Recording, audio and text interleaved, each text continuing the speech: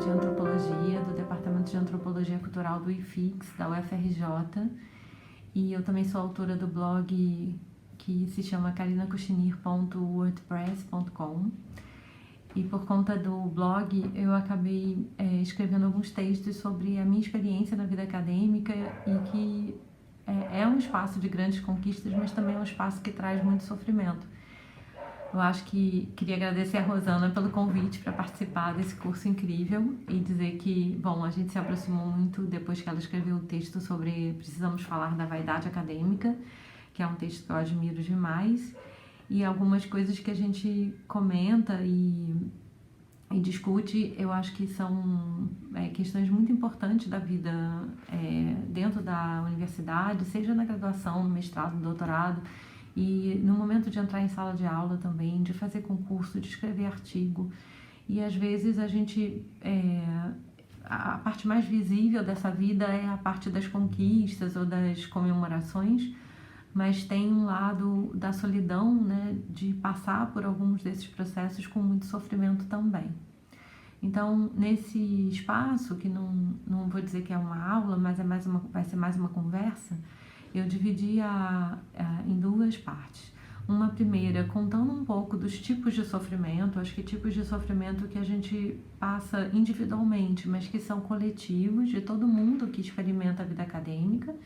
E uma segunda parte que é tentando dar alguns truques, algumas sugestões, algumas dicas, não só minhas, mas de amigos que já passaram por isso e como que a gente pode superar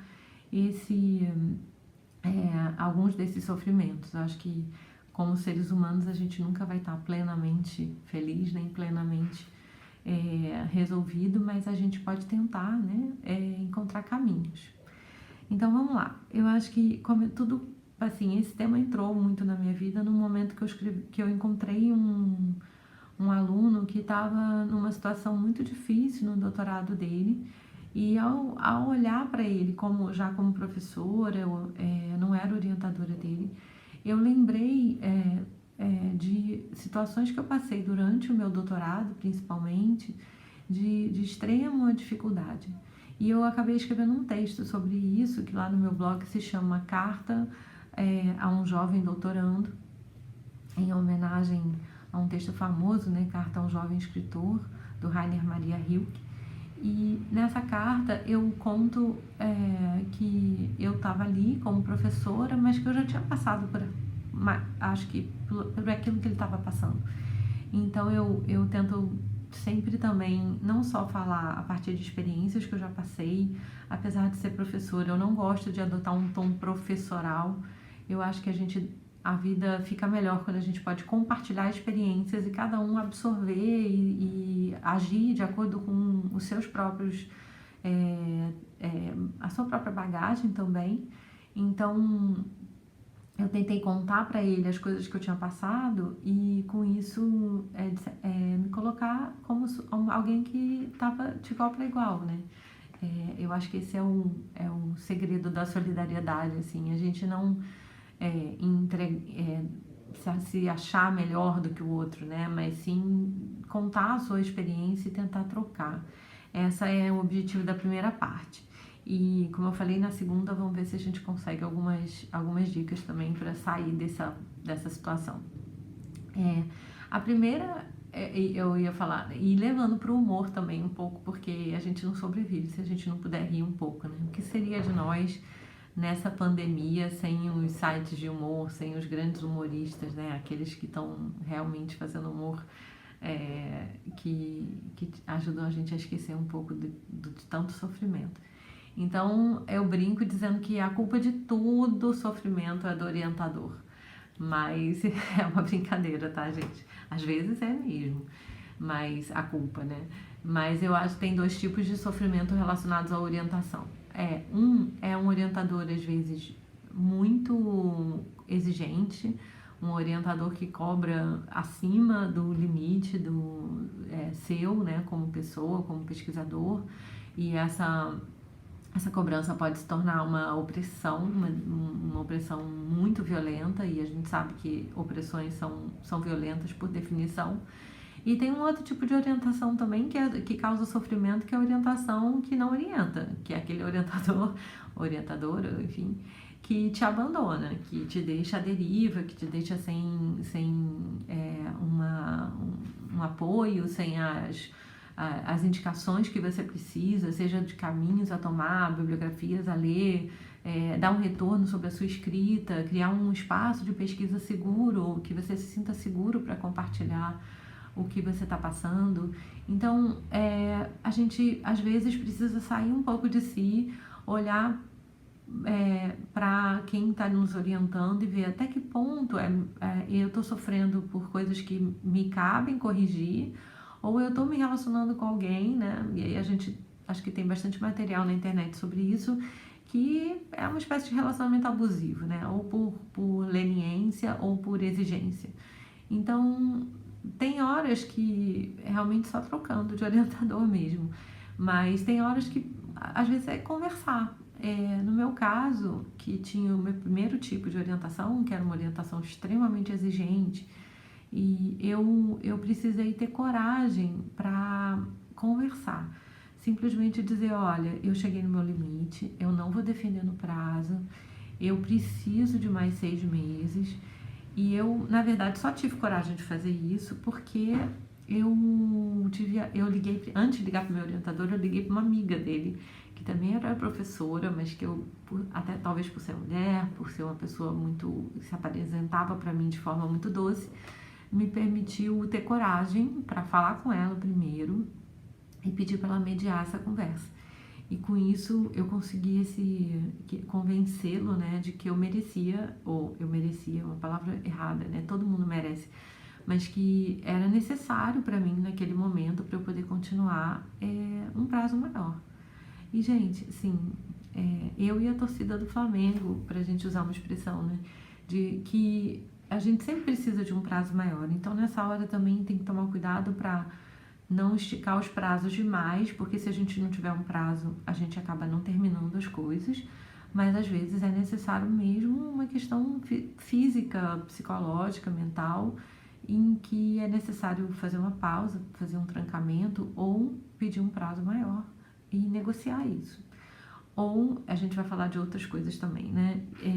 Que não necessariamente significam adiar o prazo da defesa, né? Mas às vezes fazer recortes, fazer cortes nos seus objetivos, diminuir os objetivos, fazer com que os objetivos sejam mais realistas e menos utópicos, porque a gente costuma começar um projeto prometendo para si mesmo resolver todos os problemas do mundo. Isso é super comum. Eu mesma fiz projetos assim e eu recebo toda hora para avaliar projetos desse tipo.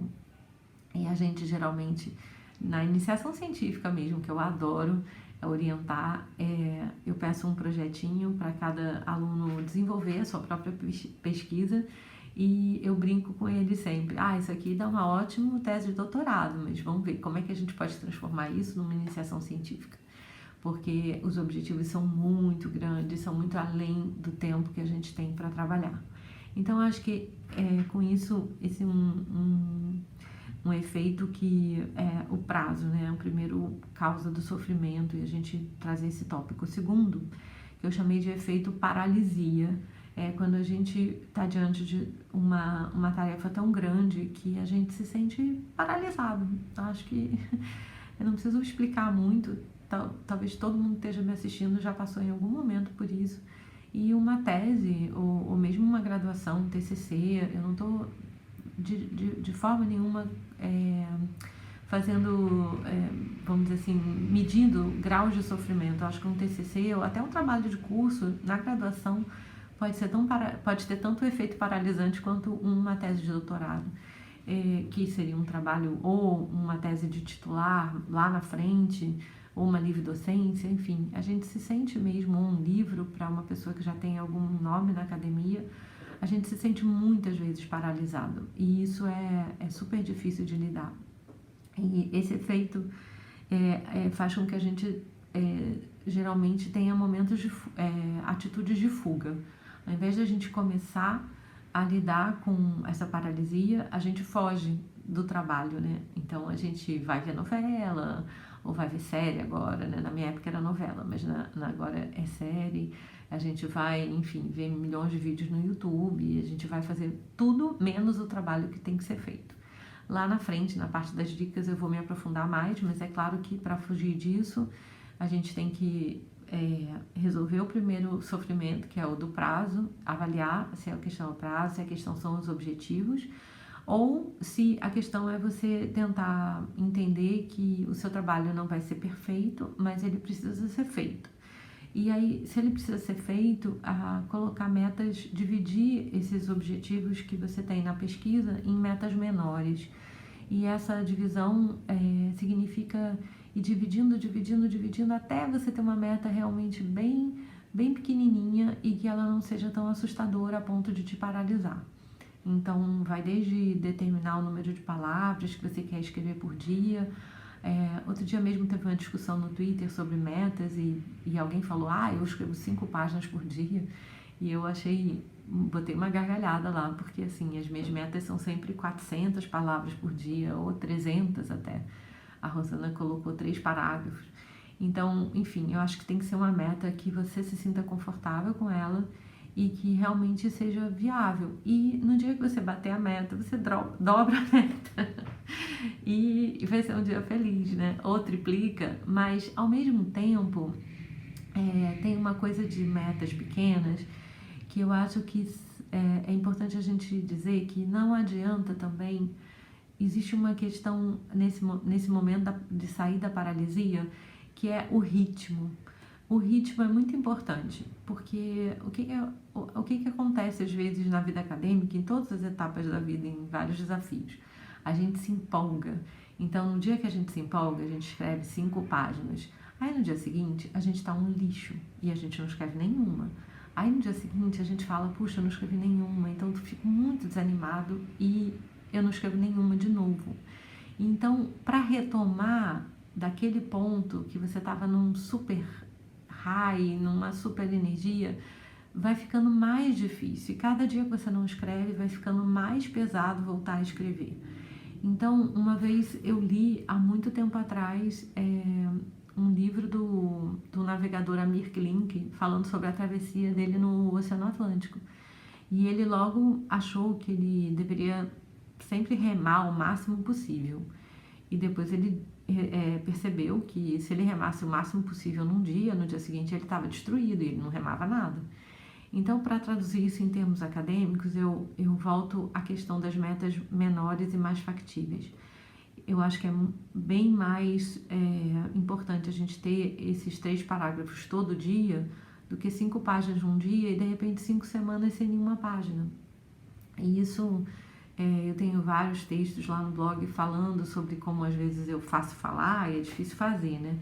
Mas é muito importante que a gente, mesmo escrevendo uma tese, que a gente não deixe de se alimentar, de comer, uma série de coisas que eu vou também falar mais um pouquinho adiante.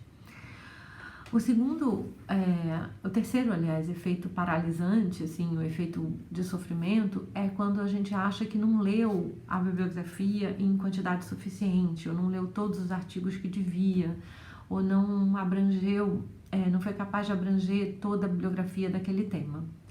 E eu acho que se era difícil na minha época, que era uma época sem a internet que a gente conhece hoje, imagina agora. Eu às vezes falo, eu não queria ser um mestrando ou um doutorando nesse momento, ou mesmo um aluno de TCC, porque é muita bibliografia e a gente nunca vai dar conta dessa bibliografia. Nem numa língua, quanto mais se você tiver domínio de outra língua. Então, é preciso, é muito importante que a gente não parta do princípio que vai ser possível cobrir uma lista de bibliografia sobre um determinado tema. Nessa hora também é a hora que ajuda o orientador a te ajudar a fazer recortes e é a hora que você vai ter que fazer escolhas. E esse também é um ponto super interessante de todo esse processo. A gente fica tão focado em repetir os autores, em falar, saber quem disse o quê, quem é mais importante, que a gente esquece de também se ouvir, se escutar e saber assim, qual é o autor que eu gosto? Como que eu vou... Ah, Karina, tem 1000 pessoas falando sobre o meu tema, como é que eu vou saber qual cortar? E eu respondo de uma forma muito simples, qual que você gosta mais? Começa por esse, e depois pega mais 5, 6, 7, pronto, para aí. Eu não acho, aliás, eu tenho certeza, como membro de bancas, como pessoa que avalia artigos o tempo todo, a quantidade de bibliografia, ela não é um fator de qualidade do material que você escreve. É claro que, às vezes, um orientador, ele tem a função de te dizer, olha, falta uma referência, assim, central na sua área que você não pode deixar de conhecer. Isso não significa que ela precisa ser seu interlocutor principal, mas a quantidade não é qualidade. Então, esse é um ponto muito importante, porque a gente se afoga em leituras e isso paralisa a escrita e causa sofrimento. O quarto ponto de sofrimento que eu queria falar é sobre o efeito de excesso de perfeccionismo ou de os meus dados não estão organizados o suficiente, as minhas variáveis não estão com recorte suficientemente definido, especialmente se você é da área de antropologia ou áreas até da história, por exemplo, enfim, áreas que exigem uma quantidade de corpo, né, de trabalho muito ampla, entrevistas, trabalho de campo, mais a bibliografia, né, que é uma parte que a gente já falou, significa que você vai precisar transcrever, organizar, fazer recortes, copiar muitas vezes em bibliotecas as suas fontes. E quanto mais fontes você tem, muitas vezes mais paralisia você acaba tendo por consequência desse material ser muito volumoso. Então, há um momento também, na mesma forma que a bibliografia, há um momento que a gente precisa fazer recortes. E a minha solução não vai ser muito diferente da questão bibliográfica, né? Eu sempre sugiro, eu comecei o meu TCC trabalhando com fontes jornalísticas. Eu trabalhei com 60 matérias jornalísticas de vários jornais diferentes. E na época eu tive esse conselho da minha orientadora, que eu achei muito, muito bom. Ela falou, você vai começar fazendo pela matéria que você acha mais importante. E eu acho que esse é um conselho que eu sigo para a vida. Quando eu trabalhei com 45 entrevistas, acho que no mestrado, eu também comecei com aquela que eu tinha gostado mais de fazer. Ou seja, não é que eu não transcrevi totalmente ou em parte as 40 entrevistas, mas eu comecei a trabalhar em termos analíticos com a entrevista que eu tinha gostado mais. E por que eu acho que isso é uma maneira viável, né? Não existe uma regra, você tem que começar por algum lugar. Mas quando você gosta, alguma coisa dentro de você, né, vai fazer com que aquele trabalho tenha um sentido. Porque eu acho que é muito comum, eu acho que em mim, e em depoimentos e amigos e tal, que a gente sofra e se paralise, enfim, se sinta doente, porque a gente não vê sentido no trabalho que a gente está fazendo. Então, se em algum momento desse processo você teve uma sensação boa, uma sensação de ai, que legal isso que eu estou fazendo, começa por aí. Porque na hora da dificuldade, talvez você consiga reviver esse ânimo que aconteceu no momento, por exemplo, de uma entrevista, ou no momento que você achou uma fonte incrível, ou no momento em que uma tabela que você estava fazendo deu certo e apontou para um resultado surpreendente. Eu acho que essas são vivências que acontecem, porque senão a gente não estaria, né, nesse mundo, a gente não teria em algum lugar a gente foi feliz, né, entrando na vida acadêmica, eu acredito. Se você fizer uma avaliação de que em nenhum momento você foi feliz, talvez esteja na hora de mudar de vida mesmo, assim. Eu conheço gente que saiu da vida acadêmica, foi ser professor de yoga, e por que não? Assim, é totalmente possível avaliar que não é um espaço em que você não tenha nada que te faça bem, porque eu já tive vários trabalhos, nenhum trabalho é perfeito, e obviamente a vida acadêmica muito menos, mas também há que ter alguma coisa que te dê prazer, senão também O quinto ponto, para ir direto aos principais, é a ideia de que tudo que você escreve é horrível, está muito ruim. E esse é extremamente paralisante e causa de muito sofrimento. Então, a sensação de que você escreve e corta, e quando a gente escreve no computador, isso é muito fácil, e você acaba não chegando ao final do dia com nenhum parágrafo escrito, nem aqueles 3, nem as 400 palavras, nem muito menos 5 páginas, né? Então, é preciso que você coloque esse crítico interior numa caixinha. A gente precisa, e eu falo para vocês e falo para mim mesma, né? A gente precisa escrever um rascunho, a gente precisa escrever de forma que saia ruim mesmo, para que no dia seguinte ou alguns dias depois a gente volte ao processo e possa editar. E aí é uma outra etapa que eu vou também falar mais para frente. Mas é muito, muito, muito importante que a gente não fique escrevendo e imaginando o que o orientador vai achar, o que a pessoa da banca vai achar, o que alguém que a gente imagina que é melhor que a gente vai achar. E sim, escrever, simplesmente escrever. E deixar a parte crítica, a parte de edição, para um outro momento.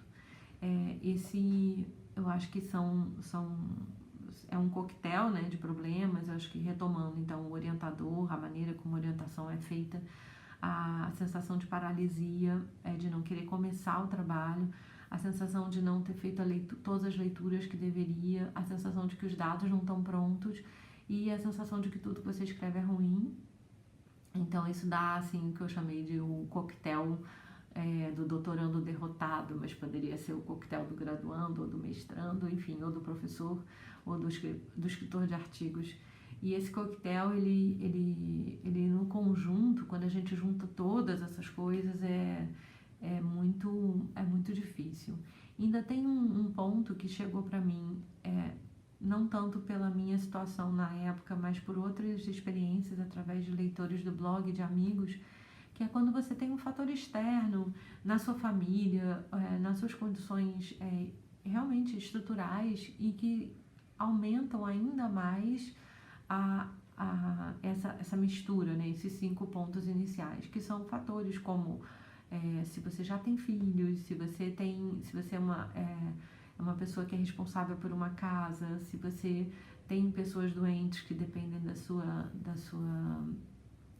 do seu cuidado, se você, por pertencimento de algum recorte dentro das vários possíveis recortes identitários, é uma pessoa em grupo de maior vulnerabilidade social. Então, tudo isso é uma camada a mais que se sobrepõe a todas essas outras que são mais da vida acadêmica e que, de fato, exigem que você se escute e pense o que é possível, que portas são possíveis de serem fechadas, né?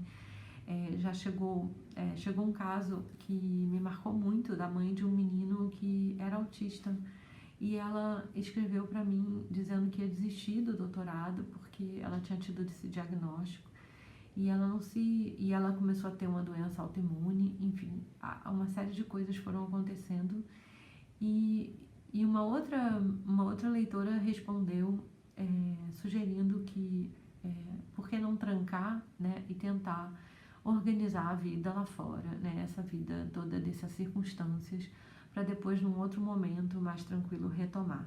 Então, aquilo que eu falei logo no início, né, nem sempre, ou em alguns momentos aqui, nem sempre é possível a gente seguir se atropelando.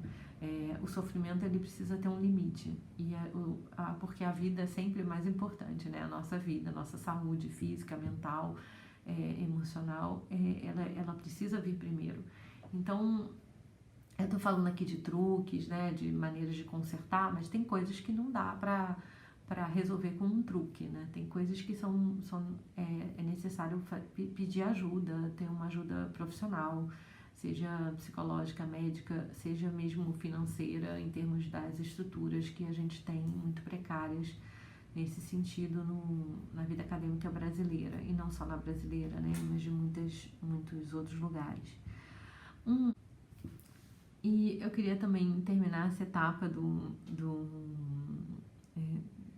falando de experiências de sofrimento, que acho que uma coisa que realmente não era um efeito no tempo que eu fiz a minha pós-graduação, que é o efeito redes sociais. A gente entra nas redes sociais e a gente só vê assim, eu passei no mestrado, eu passei no doutorado, eu publiquei o artigo tal, e aí vem o lado da comparação. E essa é um fator de muito sofrimento. A gente fica se achando menos, né? Agora mesmo na quarentena eu passei por momentos muito difíceis e eu olhava as redes sociais, eu até fiz uma quarentena das redes sociais, que eu ficava olhando e falava, gente, tá todo mundo bem, só eu que tô mal, porque as redes sociais têm esse filtro, né? Esse aparente filtro de que tá todo mundo que aparece lá tá bem e você não. Uma vez eu fiz um post, inclusive, porque no final do ano todo mundo comemora quando passa no mestrado, no doutorado, e eu fiz uma lista de todas as coisas que eu não tinha passado.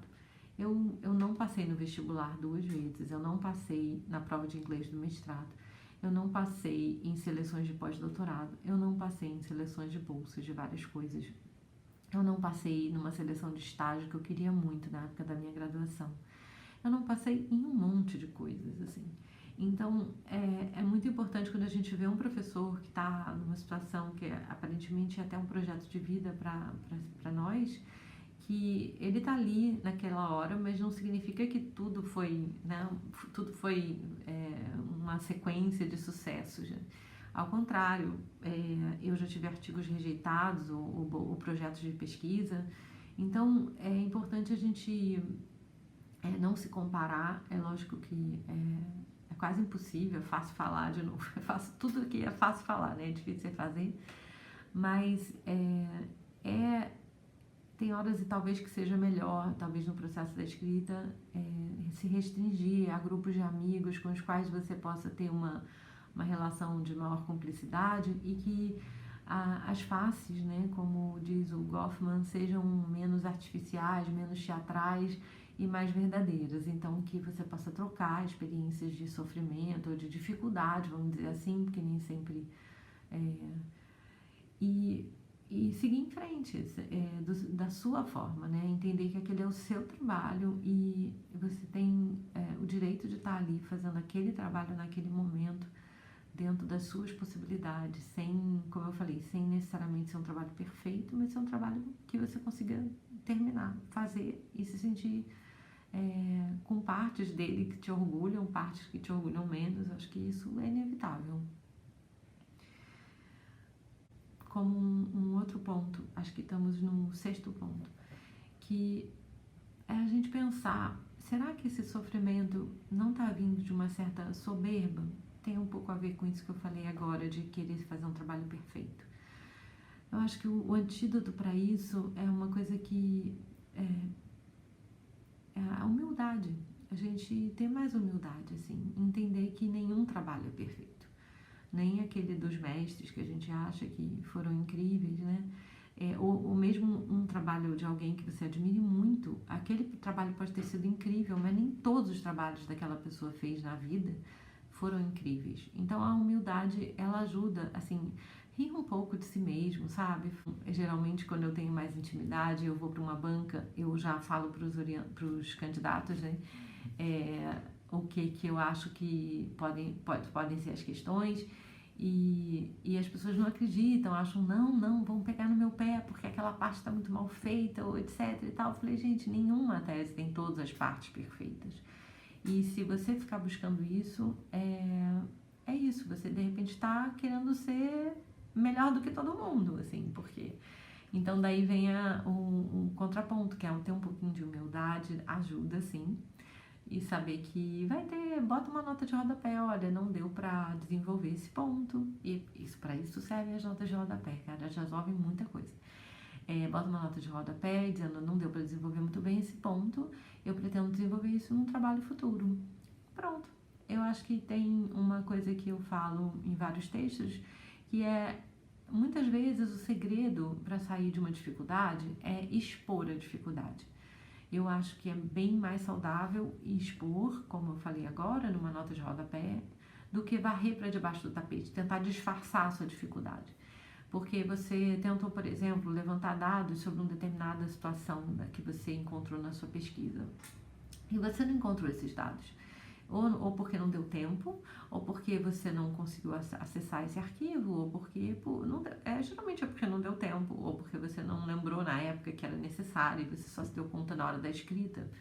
Então, por exemplo, são 3 situações diferentes. Não deu tempo, não encontrou, ou você não se deu conta que eles eram importantes. As 3 situações, elas tornam aquele dado tá faltando. Aquilo ali você não tem como consertar agora, porque você tem um prazo.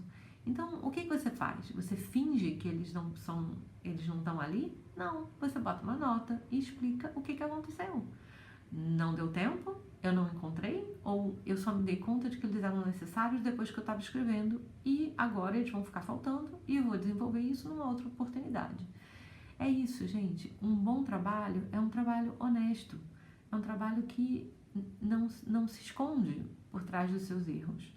E por isso, muitas vezes, a gente reclama dos pareceristas, quando aí numa outra etapa, né, numa fase de publicar artigos, quando eles apontam erros, e às vezes, quando eu respondo esses erros, eu faço esse tipo de solução. Eu falo, bom, editores, eu entendo que o parecerista tenha apontado esse erro, mas esse erro não vai poder ser consertado agora, então eu posso fazer uma nota admitindo que esse ponto seria interessante de ser resolvido, mas agora, nesse momento, eu não tenho como consertar dessa maneira, por esses motivos que eu acabei de falar. E a maioria, olha, eu digo, nunca nenhum editor me disse, não, então não vamos aceitar o seu artigo por causa disso. Assim, a maioria das situações é resolvida dessa forma. É claro que aí no caso dessas questões de pareceristas, às vezes os problemas apontados são estruturais e não tem jeito. Então, são casos e casos, né? Eu estou tentando aqui fazer um comentário mais amplo, assim, quando é um problema mais lateral. Um último ponto que eu acho que complementa essa questão de ter mais humildade, de ter uma aceitação dos nossos limites e que se soma a todos os pontos anteriores, a ideia de que o pensamento, a reflexão, a análise, ela exige sim um amadurecimento. A gente não tem ideias como quem aperta um botão, né? Eu acho que a gente tende a achar, né, quando a gente vê um professor dando aula, que ele nasceu sabendo aquelas coisas. A gente tem um pouco essa fantasia, né, de um super-herói que sabe de tudo que está falando. E quando a gente vai escrever, a gente vê que a gente não é essa pessoa, que a gente não está com as ideias todas prontas e a gente fica assim, eu sou horrível, eu não tenho capacidade para estar aqui, eu não mereço estar na vida acadêmica, etc. E a gente esquece que, na verdade, para todos os processos de vida, exige, é preciso de tempo mesmo, desde daquele tempo, daquela experiência da escola que a gente faz de plantar a sementinha do feijão no algodão e ver aos poucos, né, cada dia ir se desenvolvendo e crescendo, o tempo da fisiologia do nosso corpo, que precisa de dormir, que precisa de tempo para namorar, para ir ao banheiro, para menstruação, para chorar. Todos esses processos, como amamentar, né, engravidar, é super comum, por exemplo, que a gente que está com vontade de ter filho, quer engravidar, que isso só aconteça nas férias. Por que será, né? Porque conheço relatos e mais relatos. Por quê? Porque a gente está mais relaxado, porque o nosso tempo está diferente do tempo do trabalho, né? Do vamos lá, faz aí, porque o nosso corpo não funciona assim. Então a vida sexual não funciona assim, né? Vamos lá, resolve aí. E acho que é legal de usar esses exemplos assim que às vezes são um tabu, porque o pensamento, a ideia também funciona nesses ritmos que necessitam de uma rotina, de uma paciência, de um prazer, né, de você encontrar um prazer naquilo, e que esse ritmo, né, ele é natural, mas ele precisa ser construído. A gente precisa encontrar o nosso ritmo. acho que era aí que eu queria chegar. Todos esses exemplos que eu dei, eles são naturais, mas eles não são iguais para todas as pessoas.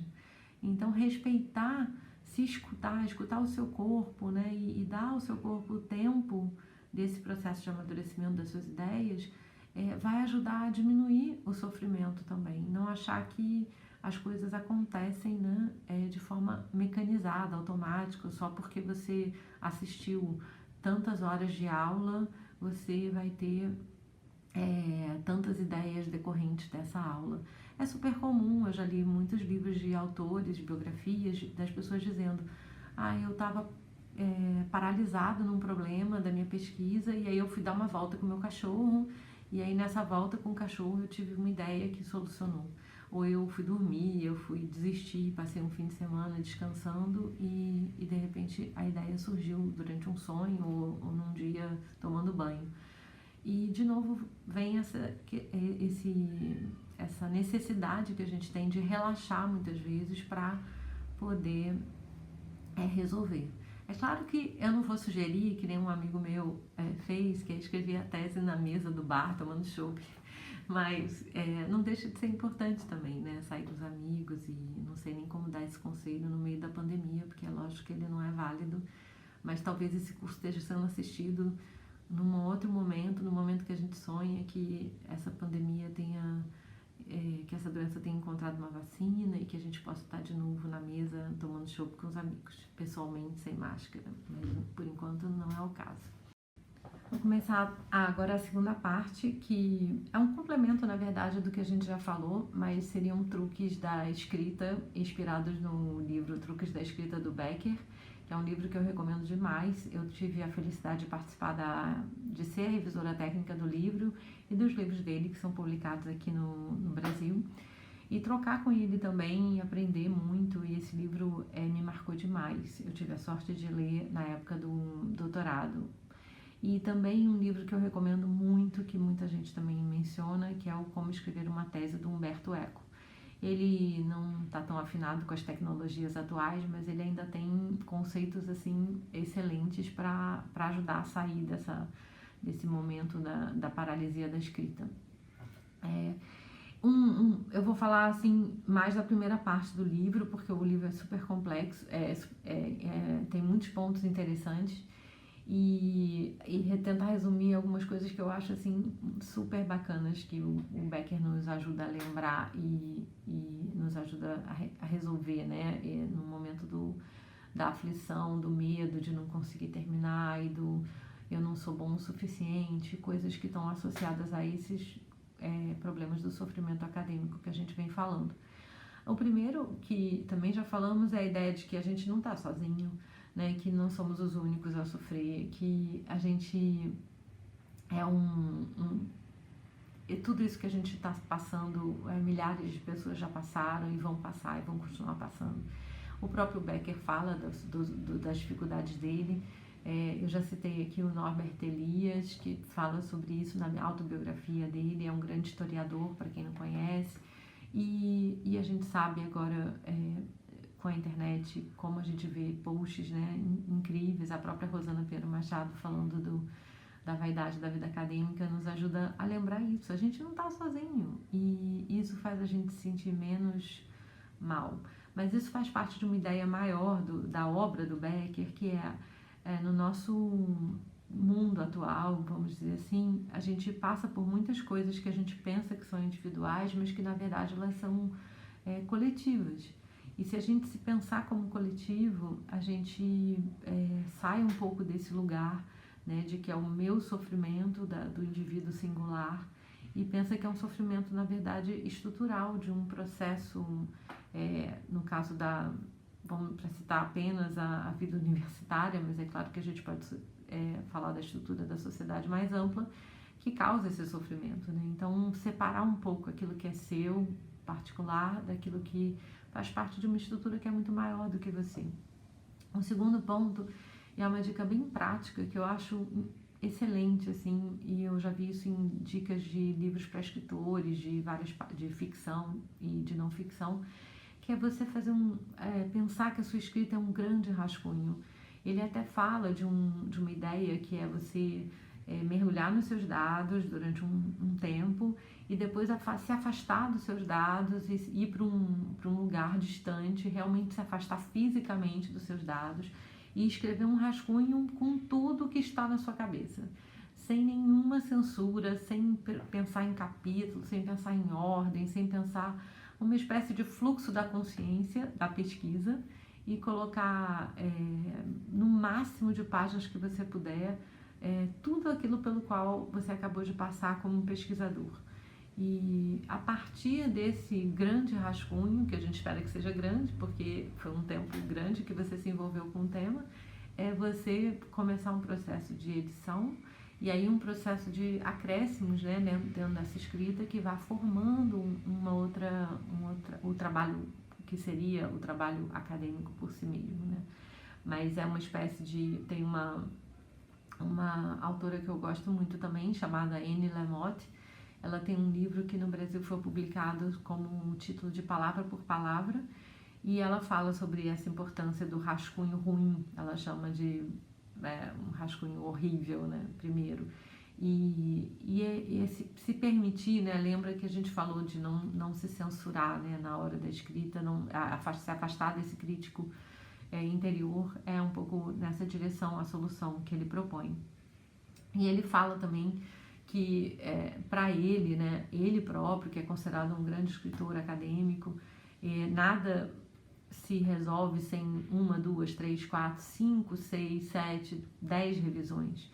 E eu acho que isso é muito válido para a solução dos problemas de qualquer texto, né? Então, é lógico que às vezes o tempo não permite esse monte de revisões, mas se a gente se permitir fazer um trabalho menos perfeito de início e com isso terminar ele antes do que a gente imaginava e deixar um tempo para esse processo de revisão, provavelmente esse trabalho vai ter uma qualidade maior. E é nesse sentido que ele está dizendo que a importância da revisão, né, de você se distanciar do momento da criação para um momento da revisão daquilo que você criou. Para mim funciona muito, embora às vezes eu também escreva textos que não dá tempo de rever, eu não recomendo, tá? Mas eu não vou dizer que eu nunca escrevi. O quarto truque desse processo é ter um amigo para ler para você, ler o seu texto, ler o seu trabalho, um amigo mesmo, tá, gente? Alguém que é amigo mesmo, não vai te falar só coisas boas, porque é muito importante que essa crítica amiga venha de alguém que seja capaz de dizer, olha, não tô entendendo nada, tô achando super estranho, tô achando que tá muito lento, e vai caber a você aceitar algumas das críticas, aceitar todas, ou aceitar uma e descartar as demais, mas realmente essa é uma coisa que eu falei lá no início, né? Tem um ambiente de se cercar, né, de se afastar das redes sociais e se cercar de pessoas que possam te ajudar de verdade, e de verdade significa te falando coisas que nem sempre são as melhores, mas são importantes para melhorar o seu trabalho, vai ser muito útil. Um quinto ponto é a ideia da simplicidade. A escola, né, de escrita que o Becker defende e a minha orientadora de graduação, ela uma vez me falou isso, o nome dela é Angelúcia Abert, ela é doutora em comunicação pela USP, mas ela era minha professora na PUC do Rio, e ela me disse que quando eu estava escrevendo meu TCC, ela disse para mim, o mais difícil é escrever de forma simples sobre ideias complexas. Quanto mais você sabe, mais simples você deve saber explicar. E o quinto ponto do Becker é exatamente esse. Se você puder escolher uma palavra mais simples no lugar da mais complexa, ou várias palavras simples para traduzir uma mais complexa, opte por isso, porque de certa forma você vai tornar também o teu texto mais didático para quem estiver lendo. E muitas vezes, ao tentar simplificar, você vai se dar conta de que aquele pensamento não está claro para você. Porque, como disse a Angelúcia, se você não tem clareza, você não sabe explicar bem. Então, às vezes, na hora da simplificação, a gente se dá conta de que a gente está precisando fazer acrescentar coisas ou retirar, porque a gente foi muito prolixo. Eu tinha uma outra professora que também me ensinou um pouco nessa direção, que era a Lígia Sigor, lá no Museu Nacional, na Antropologia, e ela dizia que a gente tinha mania de de subir a escada do pensamento de 5 em 5 degraus. Então a gente estava no primeiro degrau e daqui a pouco a gente falava do quinto degrau, e a gente esquecia de falar do segundo, do terceiro, do quarto. E que muitas vezes a maior parte dos problemas dos nossos trabalhos de curso, artigos e teses era isso, que a gente pulava de ideia em ideia sem fazer direito à conexão de como a gente saiu de um ponto A para o ponto Z, né? E no meio deles tem vamos estar do ponto A para o ponto D, e no meio tem o B e o C. E a gente precisa lembrar que o nosso leitor não está com a nossa cabeça lá do lado dele para explicar. E esse é uma espécie de desemaranhar as ideias, né? Para poder chegar num texto que seja claro para quem está lendo. Um sexto ponto é deixar para escrever o início do seu texto lá no final do processo da escrita. É muito interessante do ponto de vista, lembra daquele rascunho que a gente fez, né? E muitas vezes acontece, imagina que você está escrevendo uma carta para um amigo para explicar uma situação complexa. E às vezes você fica rodeando, os primeiros parágrafos ou para dar uma notícia ruim, os primeiros parágrafos não querem dizer nada. E lá no quinto parágrafo você chega naquela frase que você falou, puxa, é aqui que eu consegui dizer o que eu queria. E aí, num processo de edição, muitas vezes é justamente só no final que você vai dizer como é que você vai ter clareza de qual é o objetivo do seu trabalho e, portanto, é no final do trabalho que provavelmente você vai escrever a melhor introdução ao seu trabalho. É isso que ele está querendo dizer. Então, às vezes, ao invés de começar a escrita pensando que você está começando pelo começo, você começa por qualquer lugar e, na verdade, deixa para escrever o que seria a introdução do trabalho por último, quando você tiver a noção do que você deu conta. É super comum que a gente, quando faz um planejamento de escrever um trabalho de pesquisa, que a gente acha que um determinado ponto vai render muito e a gente reserva muitas páginas para esse capítulo, para esse ponto, e quando a gente vai escrever, aquilo murcha.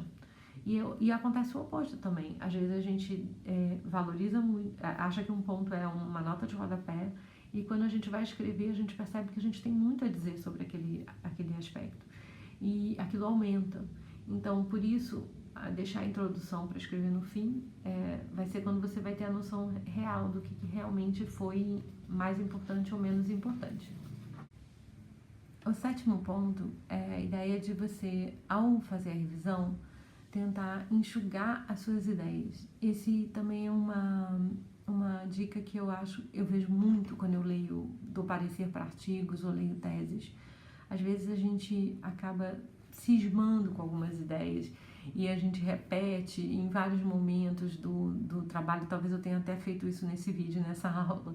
Eu teria que revisar, mas não vai dar tempo. E olha como eu não estou fazendo aquilo que eu estou falando. E aí é uma maneira de a gente resolver o problema do sofrimento, se perguntar, né? Até que ponto essa ideia é importante? Será que ela não podia ir para uma nota de rodapé, sair um pouco da minha frente porque ela não foi bem desenvolvida?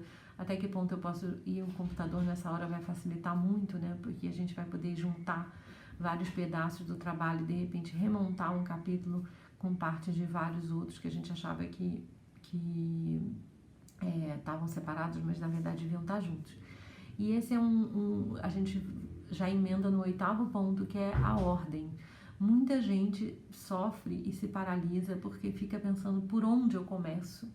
Gente, eu vou voltar, eu vou me repetir. Começa pelo lado que você mais gosta. Começa pela parte que mais te deu prazer na hora da pesquisa, porque não tem ordem certa. Eu me lembro isso muito em relação à tese de doutorado. Eu escrevi a tese de doutorado numa ordem e na hora que eu fui publicar a versão em livro, eu optei por fazer uma redução drástica para tornar o livro, era uma editora que queria divulgar o livro de forma mais ampla, e eu mudei totalmente a ordem dos capítulos. Totalmente não, mas a primeira metade inteira eu mudei. Então, e eu acho que ficou melhor na segunda parte, mas estava errado na primeira? Não. É só uma hora a gente tem que colocar a tese para defender e vai ser naquela ordem. E a banca vai dizer, olha, sugiro que esse capítulo venha antes daquele. Qual o problema? Depois você vai reorganizar para uma outra publicação, para uma outra versão, e a ordem realmente não importa. A menos, claro, como eu falei na questão da escada, né? A menos que seja o primeiro degrau, seja necessário para você entender o segundo, o terceiro e o quarto. Mas muitas vezes a gente tem pedaços da pesquisa que são correlacionados, mas não necessariamente eles precisam vir um antes do outro para a gente entender o conjunto. Então, a minha sugestão é que você também confie no orientador ou na orientadora para fazer essa organização e não se paralise nem sofra porque para começar a escrever, porque você não está escrevendo na ordem certa. Não, principalmente na hora da escrita, essa ordem realmente não importa. E também o que a gente está fazendo aqui é um truque quer dizer, eu estou conversando de forma oralizada com vocês, e uma coisa que me ajudou demais na época do doutorado, e é uma sugestão do Becker também, falar para poder entender, né? Contar, falar da sua pesquisa. Eu fazia isso gravando, né? Usando um gravador mesmo de fita, ou acho que não sei se tinha chip naquela altura, e às vezes falar sobre o problema ou explicar para alguém, para um amigo, ou até para sua mãe, ou para sua avó, para seu irmão, para sua irmã, namorado, enfim, qualquer pessoa, ajuda a destrinchar alguma coisa e experimentar, né? Fazer dessa fala uma experiência. E por último, embora não necessariamente a última coisa, mas uma última para a gente fechar, é que o trabalho é seu e o mundo não vai acabar porque o seu trabalho não ficou, como a gente vem falando, perfeito, exatamente como você imaginou antes de começar. Essa ideia da possibilidade de autoria, da gente dar para todas as pessoas da sociedade a possibilidade de autoria, de ser autor das suas próprias ideias, é muito importante. Não significa que um trabalho acadêmico é um trabalho de opinião. Todo mundo pode ter uma opinião sobre qualquer coisa. É lógico que a pesquisa acadêmica, como o nome diz, é uma pesquisa. E ela tem princípios e regras que as outras aulas vão cobrir, que você certamente está sendo formado para tentar entender, né, como elas funcionam. Mas a gente não pode perder de vista essa autoria, o direito de autoria desse trabalho. E se permitir ser um autor, alguém que tem ideias, alguém que tem propostas. A solução, até uma frase dele que eu queria ler, né? A solução para escrever algo é escrever. A solução para nadar é entrar na piscina, né? É nadar. É uma expressão que ele utiliza em alguma parte do livro e que eu acho que a imagem é muito boa, né? Porque realmente não tem como nadar se a gente não estiver dentro d'água, né?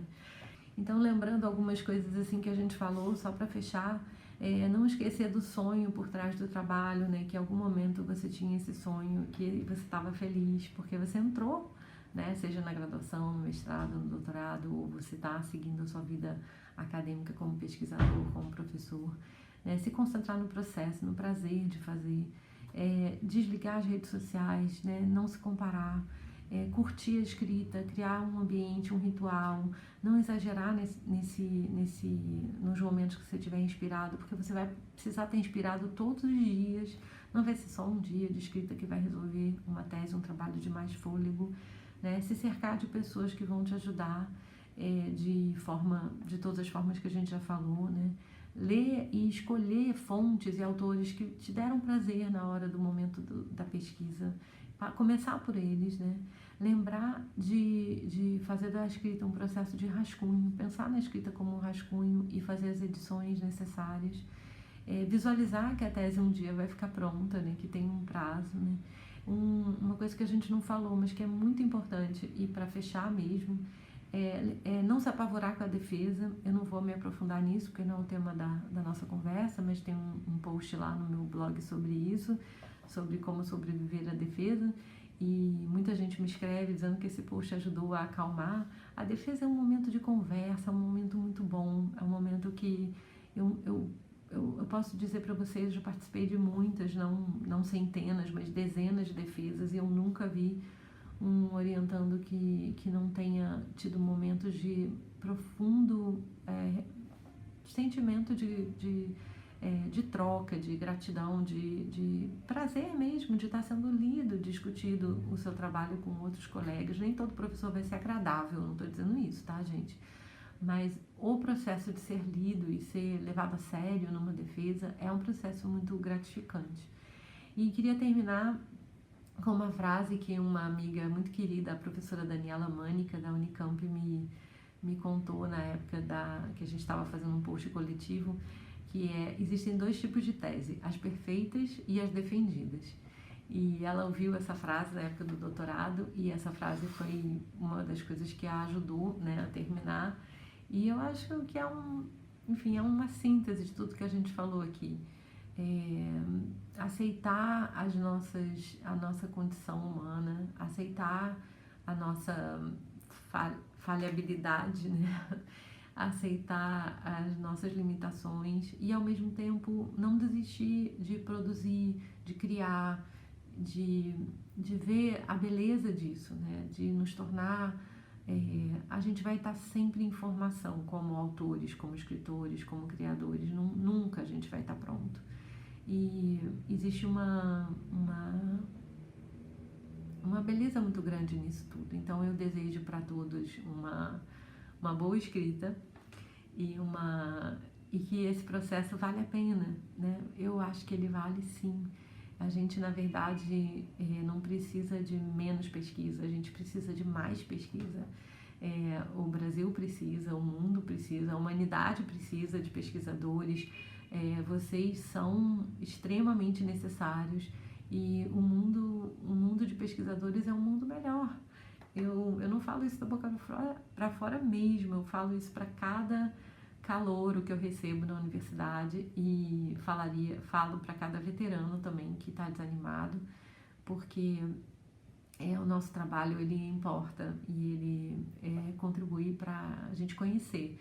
E quando a gente produz conhecimento, a gente está criando um mundo melhor, eu não tenho a menor dúvida.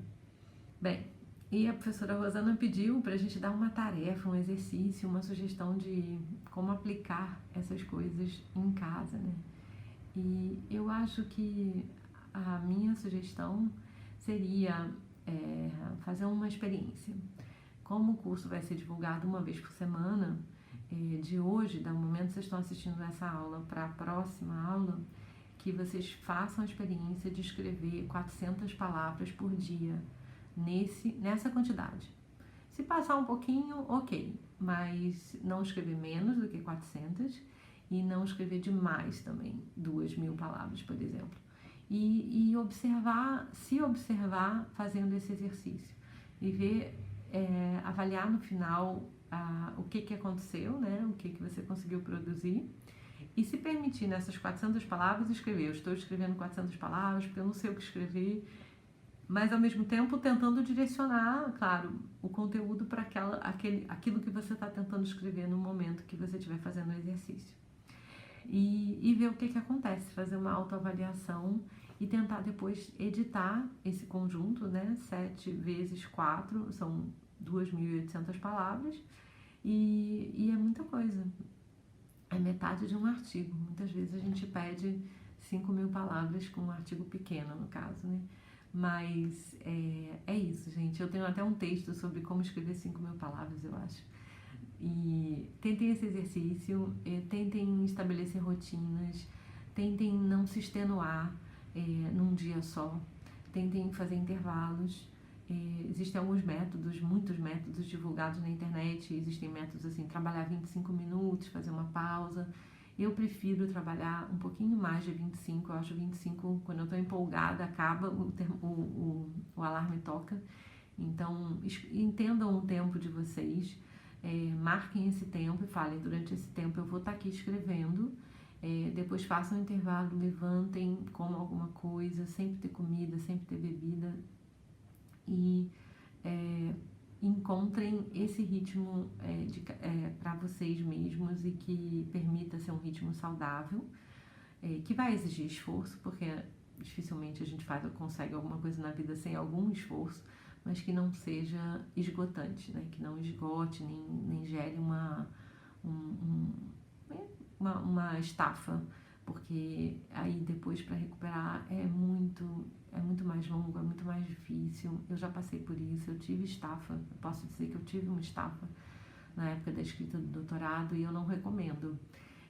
Não é uma experiência boa nem positiva, mas isso não vai acontecer com vocês, porque vocês estão com muito mais informação atualmente e talvez uma informação de qualidade mesmo. E esse curso eu espero que ajude para todo mundo.